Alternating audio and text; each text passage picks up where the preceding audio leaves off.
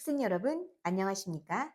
지금부터 동화 이병민 교과서 2학년 사과의 문법 설명을 시작하도록 하겠습니다. 관계 대명사입니다. 그 중에서도 주격 관계 대명사인데 우리는 주격 관계 대명사만 시험에 나오는 것이 아니라는 걸 잘 알고 있기 때문에 주격 관계 대명사와 더불어 목적격 관계 대명사까지도 설명을 시작하도록 하겠습니다. 자, 관계 대명사는 사실은 이제 어떻게 태어났는지 그 배경부터 알게 되면 사실은 너무너무 쉽죠. 자, 관계대명사는 A라는 문장과 B라는 문장이 하나로 합쳐지죠. 이 합쳐지는 과정 속에서 두 문장을 한 문장으로 연결시켜주는 접속사가 등장합니다. 자, 접속사와 함께 두 문장에서 공통된 대명사가 있었을 거예요. 그래서 이 접속사와 대명사를 합쳐서 한 단어로 만들어줍니다. 그때 탄생된 단어가 바로 관계 대명사죠.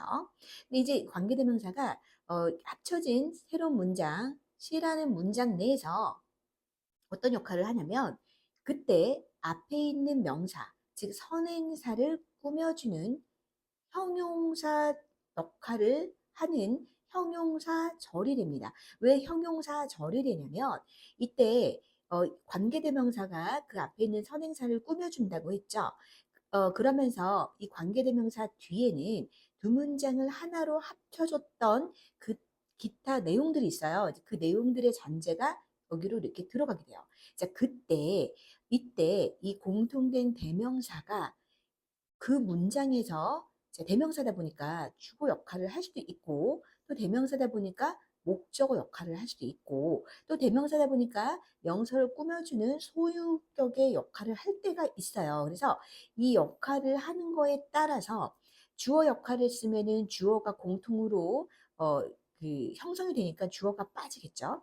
목적어를 공통으로 쓰면 목적어가 빠지겠고 소유격이 빠질 거예요. 그래서 그 빠지고 난 뒤에 예를 들어서 주어가 빠졌다. 그러면 그 뒤에 동사가 나올 것이고 목적어가 빠졌다. 그럼 주어 동사 다음에 이 목적어가 빠질 것이고 소유격이었다. 그러면은 주어 동사가 연결이 되는데 이때 주어가 명사니까 요 앞에 있는 소유격이 빠졌겠죠. 그래서 그 원리에 입각하여 그 하나로 합쳐졌을 때 접속사와 대명사에서 그 대명사가 주어였다, 주어가 없다. 그러면 그때는 주어 역할을 대신하니까 주격 관계대명사. 자, 목적어가 빠졌다. 그러면 목적어 역할을 대신하죠. 목적어 역할 하니까 목적어에 권한을 줬다. 목적격 관계대명사. 자, 소유격을 대신했다. 소유격에 권한을 줬다. 소유격 관계대명사가 됩니다. 너무너무 쉬워요. 자, 원리는 그렇습니다. 자, 그러면 우리가 지금 이제 요게 기본 원리인데 이 원리를 한눈에 빡 하고 알아볼 수 있는 팁이 있잖아요. 그 팁이 무엇이냐? 자, 주격인 관계대명사일 때 우리가 아는 팁. 자, 이렇게 문장이 있어요. 주어, 동사 있고 여기 지금 명사가 있어요. 그 명사를 뒤에 관계대명사, 즉 형용사 역할을 하는 관계대명사가 꾸며줄 겁니다. 자, 그러니까 명사, 선행사 뒤는 바로 관대가 나와요. 그런데 그때 주어 역할을 한다. 얘가 무슨 역할을 한다? 주어 역할을 한다. 주어 역할 하면은 그 주어는 뒤에 뭐가 있어요? 그렇습니다. 동사가 있죠.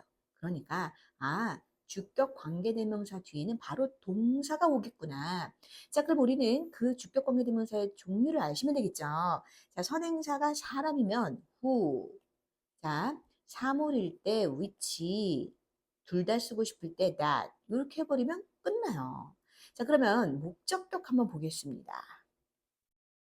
목적격. 자, 목적격 관계대명사도 똑같아요. 주어 동사 있고 명사가 이렇게 있죠. 이 명사는 이제 선행사 역할을 합니다. 앞에 나왔다. 그래서 관계대명사 꾸며주는. 자, 여기서 지금 보시면은 또 여기도 이제 관계대명사가 딱 나와요. 그러면 이 관계대명사가 목적어 역할을 하려고 그래. 그러면 어떻게 돼? 자, 주어 동사. 그 중에서도 무슨 동사? 그렇습니다. 타동사로 끝나겠죠. 왜? 타동사 뒤에는 목적어가 있었는데 목적어를 지금 뭐가 관계대명사 역할 대신했잖아요. 또 하나 있습니다. 주어랑 자동사로 끝나지만 끝나는 게 아니라 끝나게 되면 완전한 문장이죠. 자, 관계대명사는 이렇게 주어가 없거나 목적어가 없거나 소유격이 없기 때문에 이 관대 플러스 뒤에 나오는 형용사절에 나오는 이 문장은 무조건 불완전한 문장이 나와야 됩니다. 그런데 이렇게 일반적인 동사로 끝나면 안 되기 때문에 불완전하니까 사라졌네요. 자, 자동사 다음에 뭐가 와요? 전치사가 오죠. 이렇게 전치사로 빡 끝나도 목적격 관계대명사가 하는 거죠.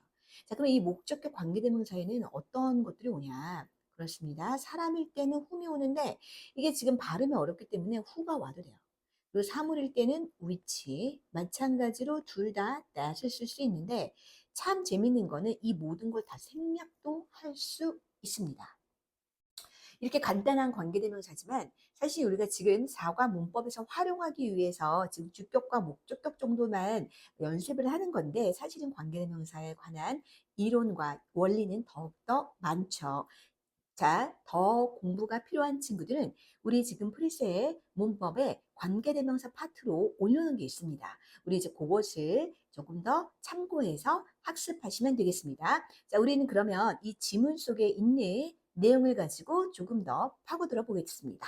자, 주격 관계대명사. 관계대명사는 앞에 명사와 뒤에 이어지는 절을 연결해주는 접속사이자 대명사의 역할을 동시에 한다. 아까 설명했죠? 이때 관계대명사가 꾸며주는 앞에 명사를 먼저 왔다 해서 선행사라고 한다. 주격 관계대명사는 관계대명사에서 주어를 대신하기 때문에 그렇죠. 관계대명사절에는 주어가 생략된다. 주어가 생략됐어. 주어가 있어야 되는데 없어. 그래서 관계 뒤에는 불완전한 문장이 온다까지 성립이 되는 거죠. 자, 관계대명사의 종류를 알아보도록 하겠습니다. 아까 살짝 내비치긴 했지만 선행사의 사람일 때는 who, 사물일 때는 which, 사람, 사물 둘 다 쓸 수 있을 때는 대시입니다. 자, 관계대명사는 명사 또는 대명사를 대신하므로 주격, 목적격이 있는데 선행사가 사람일 때는 관계대명사 who, 사물일 때는 which, 또 사람과 사물, 동물에 모두 사용할 수 있을 때는 that을 쓴다. 주격 관계대명사는 관계절 내에서 주어 역할을 하며 뒤에 주어가 없는 불완전한 문장이 온다. 자, 요거는 사실은 여기에 전반적인 follow는 다 논리에 맞게 딱딱 떨어지죠. 이거는 그냥 한 문장을 이해하면 나머지가 다 이해가 되는 문장입니다. 자, 그럼 계속해서 예문을 통해서 보도록 할게요. The man is very friendly. He lives next door. 자, 그 남자는 매우 친절해. 근데 그가 어디에 살아요? 그는 옆집 살아. 즉, the man과 he가 일치하죠. 이 문장을 접속사 and로 연결했습니다. 그래서 the man who lives next door. 자, 옆집 사는 그 남자는 이다. 매우 다정하다. 그래서 지금 보시면은 lives 동사, 그러니까 주어 역할하는 주격 관계대명사. 다음 문장 보겠습니다. Sally wanted to buy a bag. It was very expensive. 자, 그 가방을 사고 싶은데 그 가방은 매우 비싸대요. 자, 두 문장을 이렇게 and라는 접속사로 연결하고 그때 공통된 대명사 and 이까지 하나로 합쳐서 관계대명사가 형성이 됩니다. Sally wanted to buy a bag, which 혹은 that was very expensive. 이렇게 자 볼게요.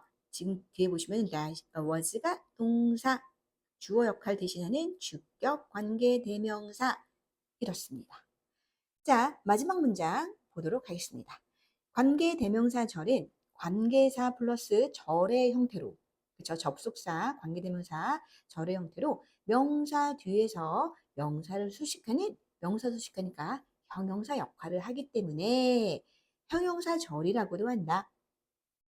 또한 주격 관계대명사 다음에 오는 동사는 선행사와 수일치돼야 된다. 선행사와 수일치돼야 된다. 자, 이것이 무엇이냐? 지금 보시면은요. 예문을 통해서 보시면 the man이 문장 전체의 주어이면서 그렇죠? 그다음에 이제 문장 전체의 동사는 is인데 여기 who부터 door가 the man을 꾸며주는 또 하나의 절이 됐잖아요. 그렇기 때문에 이때 that이 주어라고 치고 이때 뒤에 있는 동사는 앞에 있는 선행사와 수일치를 해줘야 된다는 얘기예요. 당연하죠. 옆집 사는 남자는 그 남자니까. 3인칭 단수, 그래서 립스로 표기를 했고, 그 다음 문장도 셀리는 가방을 사고 싶어요. 근데 그 가방이 뭐냐? 근데 이제 그 가방이 어떤 특징인지를 설명하는 거예요. 마찬가지로 이 가방을 설명할 때, 이때 위치는 주어나 다름없죠. 그래서 그 가방이 어떻다? 매우 비싸다.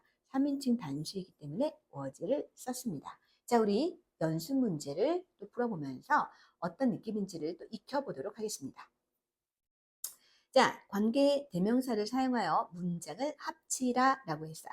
자, 요거 이제 몇 문제 같이 한번 풀어보고 우리 수업 시간에 더 연습해 볼 건데 항상 두 문장을 하나로 합칠 때 공통된 단어와 그 공통된 그 어떤 그 대명사 혹은 대명사가 이제 표기가 안 돼 있을 수도 있으니까 두 개를 찾아주는 것이 중요하죠.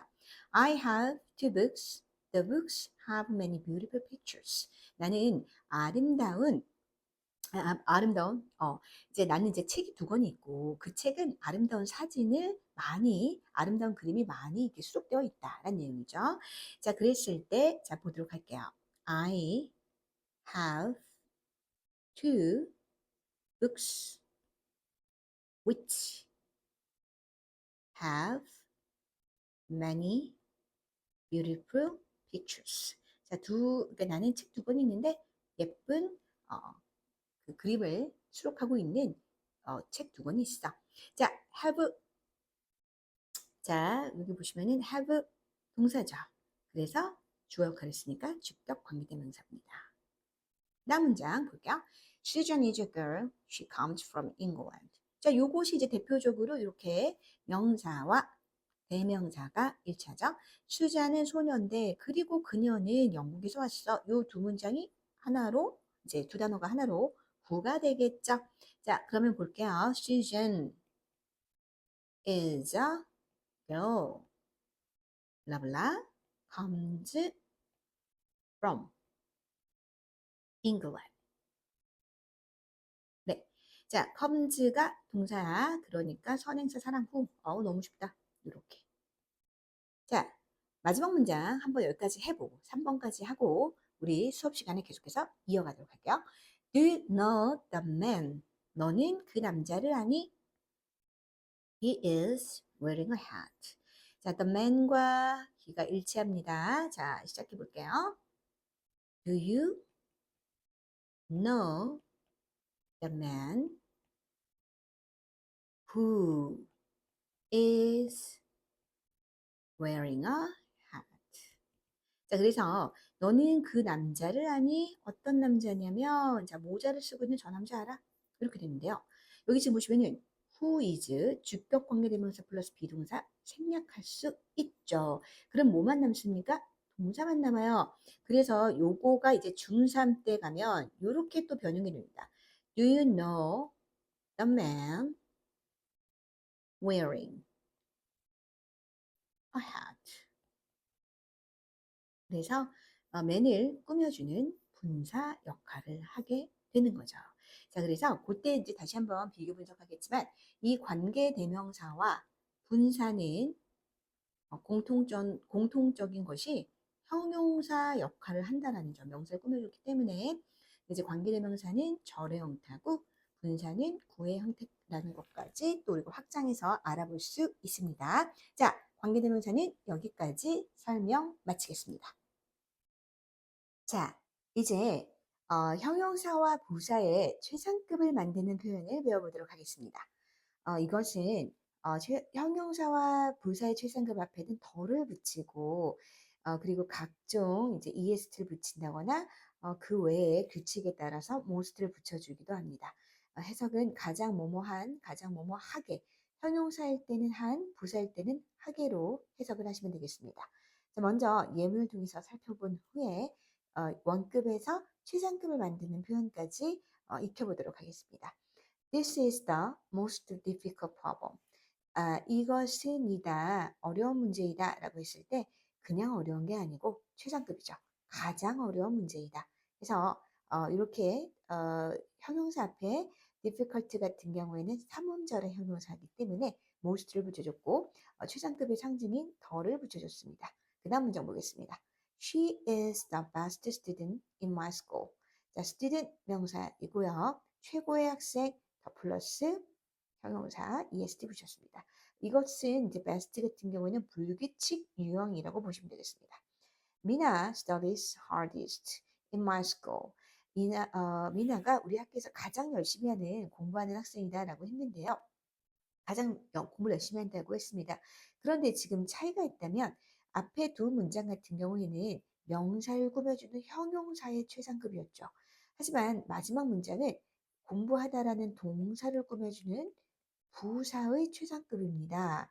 자, 부사의 최상급에서는 형용사에서 썼던 이 더를 생략하기도 합니다.